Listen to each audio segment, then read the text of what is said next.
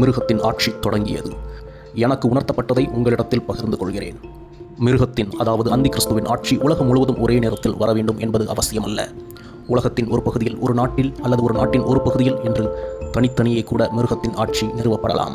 மிருகம் என்பதற்கு ஆங்கிலத்தில் தி பீஸ்ட் என்று அர்த்தம். ஆம், பீஸ்ட் என்ற வார்த்தை தற்காலத்தில் பிரபலமடைந்து வருகிறது. சமுதாயத்தில் உயர்ந்த அந்தஸ்தில் இருக்கக்கூடியவர்கள், மக்களால் மிகவும் விரும்பப்படத்தக்கவர்கள் தங்களை பீஸ்ட் என்று அழைத்துக் கொள்வதை நாம் அதிகமாய் பார்த்திருக்கிறோம். உதாரணத்திற்கு, உக்ரைன் அதிபர் ஜெலன்ஸ்கி கூட ஒரு பிரபலமான நபராகத்தான் இருந்தார். அவர் அதிபர் ஆவதற்கு முன்பாக அவருடைய தகுதி அவர் ஒரு நடிகர் என்பது மட்டுமே. இந்த ஜெலன்ஸ்கி பதவியேற்ற பின்புதான் உக்ரைன் நாடு பெரும் அழிவை சந்தித்தது.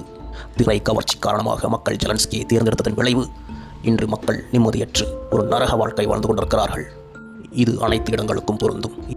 மிருகம், அதாவது பீஸ்ட் என்ற வார்த்தையை கூகுளில் சர்ச் செய்து பாருங்கள். ஒரு 2-3 ஆண்டுகளுக்கு முன்பாக உங்களுக்கு சில புகைப்படங்கள் வரும். இன்றைய நாளில், இன்றைய தேதியில் நாம் எதையும் வெளிப்படையாக பேச முடிவதில்லை.